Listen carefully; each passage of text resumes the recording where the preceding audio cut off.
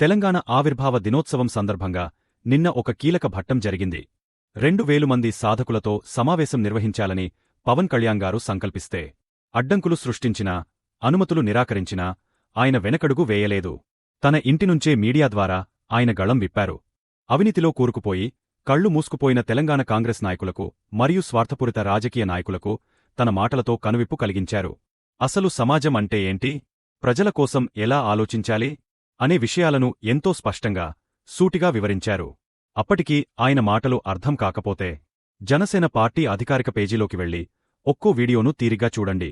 కులాల పేరుతో, మతాల పేరుతో చిచ్చు పెట్టకుండా భారతదేశ సమగ్రతను, మన రాష్ట్ర గౌరవాన్ని, మానవత్వాన్ని ఎలా కాపాడుకోవాలో ఆయన వివరించిన తీరు ప్రతి ఒక్కరికీ అవసరం. అజ్ఞానాన్ని వీడండి. దేశ సమైక్యత కోసం, జాతి గౌరవం కోసం అందరూ కలిసికట్టుగా నిలుద్దాం అని పవన్ కళ్యాణ్ గారు మన అందరికీ తెలిసేలా చెప్పారు అని సర్వేపల్లి నియోజకవర్గ జనసేన పార్టీ సమన్వయకర్త బొబ్బేపల్లి సురేష్ నాయుడు వ్యక్తం చేశారు.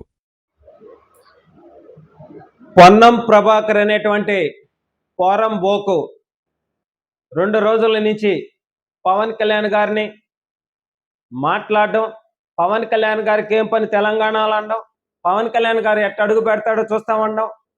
ఈ కాంగ్రెస్ తెలంగాణ వాసులందరికీ కూడా, నాయకులకి, ప్రజలకు కాదు నాయకులకి ఒకటే తెలియజేస్తా ఉన్నా. ఈ పొన్నం ప్రభాకర్ లాంటి పోరం బోకులు ఏ రోజైనా తెలంగాణ కోసం ప్రాణాలు అర్పించారా? తెలంగాణ అభివృద్ధి కోసం ₹1 ఆర్థిక సాయం చేశారా? లేదంటే దేశం కోసం సరిహద్దుల్లో కాపలాగాస్తున్న సైనికులకు ₹1 ఆర్థిక సహాయాన్ని అందించారా? అటువంటిది కనీసం చేయలేని ఒక పోరం బోకు కూడా పవన్ కళ్యాణ్ గారి గురించి మాట్లాడతాడా? పొన్నం ప్రభాకర్, నీకు ఒకటే తెలియజేస్తా ఉన్నాం. నీ కాంగ్రెస్ పార్టీ, నువ్వు తెలంగాణలో రాబోయే ఎన్నికల్లో ఏదైతే ఆంధ్రాలో జగన్మోహన్ రెడ్డికి పెట్టిన గతే మీ కాంగ్రెస్ పార్టీకి పడుతుంది. ఈ విషయం గుర్తుపెట్టుకొని నడుచుకో. నీలాంటి పోరం బోకులకి ప్రజలు ఓట్లేసి సిగ్గుపడాల నీలాంటి వాళ్ళని గెలిపించుకున్నందుకు. ఒక వ్యక్తిని, ఒక ప్రజా నాయకుడిని, ప్రజల కోసం, తెలంగాణ కోసం, ఆంధ్ర కోసం అనేక రకాలుగా పాటుపడుతున్నటువంటి వ్యక్తిని, ఎన్నో దాన ధర్మాలు చేసి ప్రజలకి కన్నుకి రెప్పలాగా కాపాడేటువంటి వ్యక్తిని మాట్లాడతావా? నువ్వెవడవరా? నువ్వు ఆపనాటికి పవన్ కళ్యాణ్ గారిని ప్లేస్ ఒక్కటే మారిందిరా పోరంబోకో. నిన్నటి రోజు ఎంతో స్పష్టంగా దేశం మొత్తం ఒక్కసారిగా కళ్ళు తెరిచి తెలంగాణలోని పవన్ కళ్యాణ్ గారి యొక్క స్పీచ్ కోసం ఎదురు చూసే విధంగా, ఆయన మాట్లాడిన ప్రతి మాటని ప్రజల గుండెలకు అతుక్కునే విధంగా, ఒక చరిత్ర సృష్టించే విధంగా నిన్నటి రోజు మీడియా సమావేశం జరిగింది. ఇకనైనా సిగ్గు తెలుసుకొని మాట్లాడు.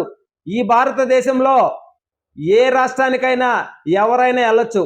ఇది భారతదేశం, మనమంతా భారతీయులం. ఆ విషయం కూడా గుర్తులేదా అజ్ఞాని? ఆ రోజు ఎంతో మంది ప్రాణత్యాగం చేసి బ్రిటిష్ వారిని తరిమి కొట్టారు మన వాళ్ళు.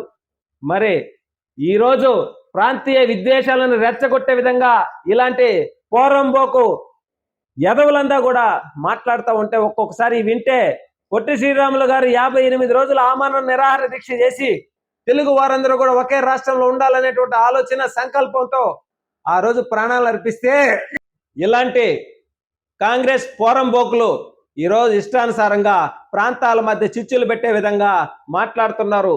మీకు రేపు రాబోయే ఎన్నికల్లో జగన్కి పట్టిన గతే తెలంగాణ కాంగ్రెస్కి పడుతుంది. ఈ విషయం గుర్తుపెట్టుకోండి. ఇక్కడ 11 వచ్చాయి. రేపు జరగబోయే ఎన్నికల్లో కూడా మీకు ఆ 11 కూడా రాకుండా కాంగ్రెస్ పార్టీ అతపాతాళానికి పోతుంది.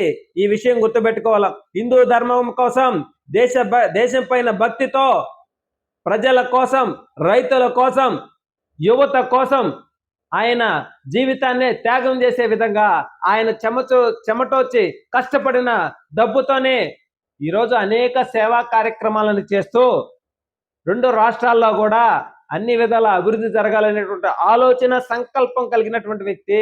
అటువంటి వ్యక్తిని మాట్లాడే అర్హత నీకు లేదు ప్రభాకర్. ఖబర్దార్.